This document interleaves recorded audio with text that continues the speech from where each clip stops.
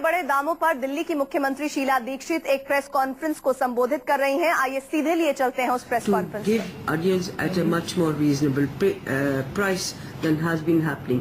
I'd also like to inform all of you that prices in Pune market have come down. So our team, which has gone to Nasik, will also go to Pune, where it has come down to 40 rupees. 40 rupees it has come down today. They will also leave for Nashik also to negotiate there what we can get from there to Delhi. We know that, and as I have already said, NAFED has also been approached. They're also going to give us their rates. So we'll negotiate with them also. Then the minister has been kind enough to say that NAFED will give us at no cost, no profit. Cost, no profit. So that is also exploring. No profit, I think, no loss. huh? No profit, no loss. No profit, no loss basis. So I think by this evening, all the officers will meet, as we've been instructed from the Delhi government as well as the government of India, and I hope that we will be able to bring out a scheme or move forward to bringing in more onions so that prices come down in Delhi automatically. One question, ma'am, where the onion crisis is concerned. एक वित्तीय कि हिंदी में एक बार बोलते हिंदी जानने के लिए भी जो सबसे महत्वपूर्ण हिंदी में बोलना चाहते हैं। पहले टॉमस साहब बुटी लाइन आप एक बार समाप्त कर दीजिए जो आपने कहा। हिंदी में मैं ये कहना चाहती हूँ कि बहुत अच्छी हमारी मीटिंग पवार साहब से और टॉमस साहब से हुई। हमने दिल्ली की तकलीफों को बताया, कुछ सुझाव भी निकले। हमारे 3 ऑफिसर्स और एक एपीएमसी के चेयरमैन ऑलरेडी नासिक पहुंच गए, वहां से नेगोशिएट करेंगे, क्योंकि कल महाराष्ट्र के मुख्यमंत्री जी का भी फोन आया था कि जो वो मदद कर सकते हैं दिल्ली में ट्रक्स भेजने की वो करेंगे। इसके अलावा आज पवार साहब ने और टॉमस साहब ने ये भी बताया कि पुणे में रेट्स काफी कम हुए, 40 रुपए का आज रेट हुआ है, इसलिए वहां पर भी ऑफिसर्स जाएंगे। इसके अलावा NAFED जो है, जिसका दफ्तर दिल्ली में भी है, उस दफ्तर से भी NAFED ने भी हमें कहा है कि नो प्रॉफिट नो लॉस के आधार पर वो हमें प्याज देंगे, उस पे भी नेगोशिएशन चलेगी। मेरा ख्याल है आज शाम तक कोई तस्वीर निकल जाएगी। हम इलेक्शन कमीशन को भी एक पत्र लिख रहे हैं, क्योंकि हमने हमेशा जब ऐसे क्राइसिस आए हैं तो दिल्ली सरकार ने अपनी तरफ से टेम्पोज, वैन्स और छोटे ट्रक्स वगैरह भेजे हैं। पिछली दफा हमने 200 के करीब सारे दिल्ली को कवर किया था, जिसमें प्राइसेस लो हो जाए, कंपटीशन और प्राइसेस खुद कम हो जाए। ये इलेक्शन कमीशन को चीफ सेक्रेटरी अभी लिख रहे हैं कि क्या हम इस सेवा को, जो वैसे भी चल रही थी और जनता के हित की बात है, इसमें अगर जो हम शुरू कर सकते हैं तो इसको भी हम शुरू कर देंगे जल्द से जल्द। कितना प्राइस होगा सरकार अगर अनियन बेचेगी तो? एक मिनट, प्राइस कैसे तय कर सकते? Mr. Dixit, do you think that Anand Sharma and you are on the same page on this? Are you saying that there is artificial scarcity is leading to this problem? And do you think the scarcity? I did not say artificial scarcity. You're talking about black marketeers.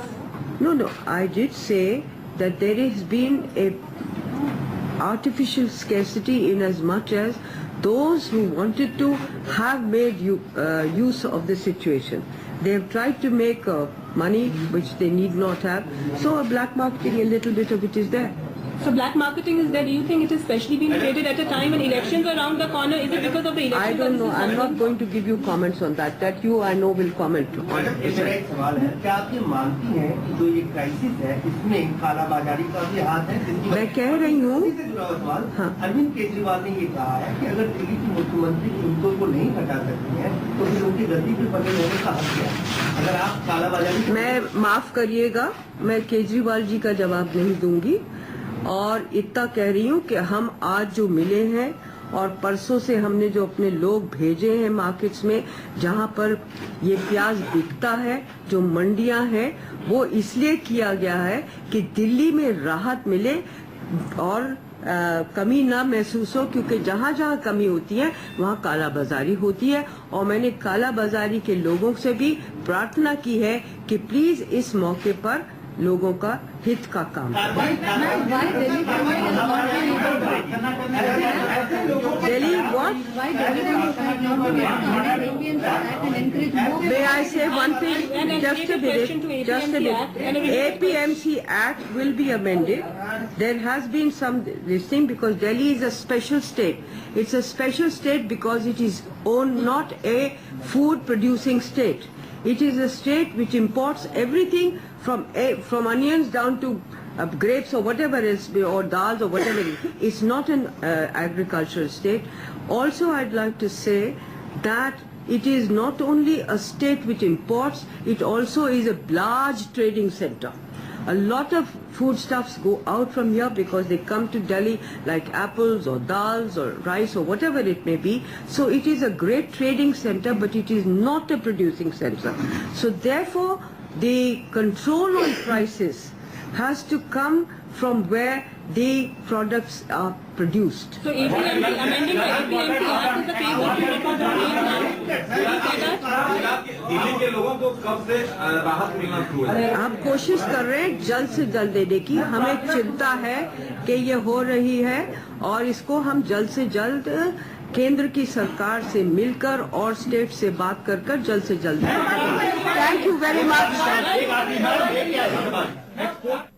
तो दिल्ली की मुख्यमंत्री शीला दीक्षित प्याज के बढ़ते दामों पर press conference कर रही थी। उन्होंने कहा कि प्याज बेचने की इजाजत हम चुनाव आयोग से मांगेंगे, क्योंकि 4 दिसंबर को वोटिंग है दिल्ली चुनाव के मद्देनजर, और ऐसे में चुनाव आचार संहिता के तहत इस तरह के कार्य सरकार को करने से पहले इजाजत लेनी होगी चुनाव आयोग से। हालांकि उन्होंने कहा कि उनके अफसर नासिक मंडी गए हुए हैं और वहां से तमाम चीजों को टटोल रहे हैं, जानने की कोशिश कर रहे हैं कि वहां पर क्या हालात है, और अगर वहां से सीधे प्याज लाया जाता है तो बिना किसी मुनाफे और बिना किसी घाटे के वो दिल्ली के बाजारों में चाहती हैं कि ट्रकों के जरिए प्याज को बेचा जाए, ताकि जो आम आदमी दिल्ली का परेशान है प्याज की बढ़ती कीमतों से उन्हें थोड़ी राहत मिले।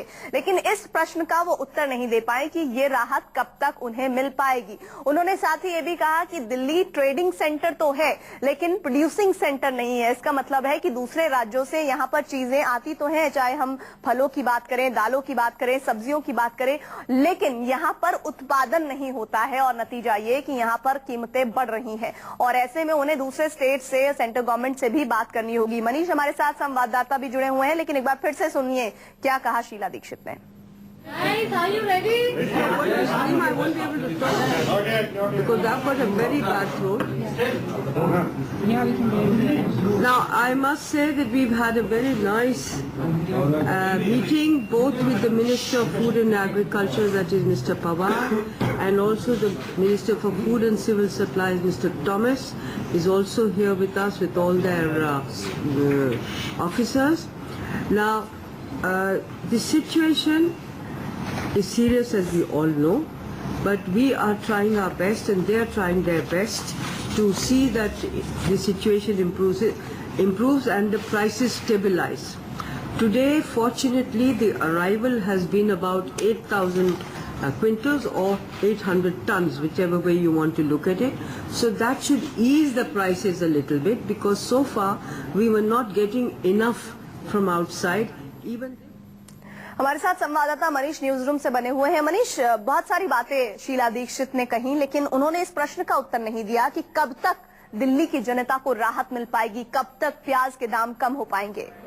बिल्कुल प्रीति, उन्होंने इस बात का कोई आश्वासन नहीं दिया। हालांकि ये जरूर कहा कि चुनाव आयोग से वो अपील करेंगी, चुनाव आयोग के पास वो जाएंगी और उनसे इजाजत मांगेगी कि दिल्ली में जैसे हमने पिछले 1.5 महीने पहले देखा था कि दिल्ली सरकार वैन के जरिए, ट्रकों के जरिए सस्ते में प्याज बेच रही थी, तो इलेक्शन कमीशन से इस बात की इजाजत लेंगी और उसके बाद जो है ट्रकों और वैन के जरिए तमाम मोहल्लों में, तमाम कॉलोनी में प्याज बेचा जा सके। हालांकि ये देखना होगा प्रीति कि चुनाव आयोग इसकी मंजूरी देता है कि नहीं, क्योंकि मॉडल कोड ऑफ कंडक्ट लागू है। 4 दिसंबर को यहाँ पे मतदान होना है, तो जाहिर तौर पर ये एक बहुत बड़ा यक्ष प्रश्न है।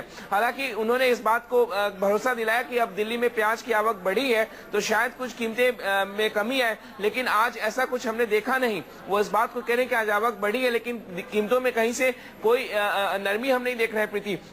साथ ही साथ जो इस बात का भी उन्होंने आश्वासन नहीं दिया कि जो होर्डर्स हैं, जो जमाखोर हैं, उन पर किस तरीके से नकेल कसा जाएगा। तो ये तमाम बातें जो है वो शीला इस बात से कहीं ना कहीं वो बचती नहीं, लेकिन उनको चिंता, उनके चेहरे पर चिंता साफ झलक रही है कि अगर प्याज की कीमतें अगर यूं ही बढ़ती रही तो उनको बड़ा खामियाजा दिल्ली में विधानसभा चुनाव यही मनीष मेरा प्रश्न भी है। ये चिंता शीला दीक्षित के चेहरे पर जरूर दिख रही थी, क्योंकि 4 दिसंबर को वोटिंग होनी है और उससे पहले अगर इसी तरह से लगातार प्याज के दाम बढ़ते रहे तो खामियाजा भुगतना पड़ सकता है। लेकिन प्रश्न ये है कि उन्होंने अपने इस प्रेस कॉन्फ्रेंस में सिर्फ बातें ही कही हैं, उसको मजबूत आधार किसी भी तरीके से उन्होंने नहीं दिया है कि कब तक प्याज के दाम नियंत्रित हो पाएंगे।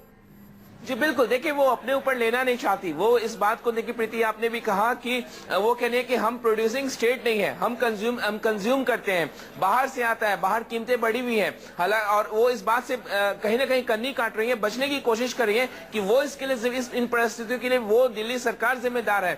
हालांकि इस बात से कोई कोताही नहीं, कोई इस बात से इनकार नहीं कर सकता कि जमाखोर जो है, प्याज की कीमतों में अगर इतनी बढ़ोतरी हुई तो कहीं ना कहीं जमाखोर इसके लिए जिम्मेदार है। तो जमाखोरों पर सरकार ने क्या कार्रवाई की, उनके पास इस बात का भी कोई जवाब नहीं है। तो अब कहीं ना कहीं वो इलेक्शन कमीशन पे निर्भर है कि उसको इजाजत मिले दिल्ली सरकार को, जिसके बाद वो वैन और ट्रकों के जरिए प्याज मार्केट में बेच सके, लोगों तक सस्ती प्याज पहुंचाए जा सके। देखना होगा कि उनको मंजूरी मिलती है या नहीं, लेकिन उनके चेहरे पर शिकन जो है, जो चिंता जो है वो साफ दिख रही है।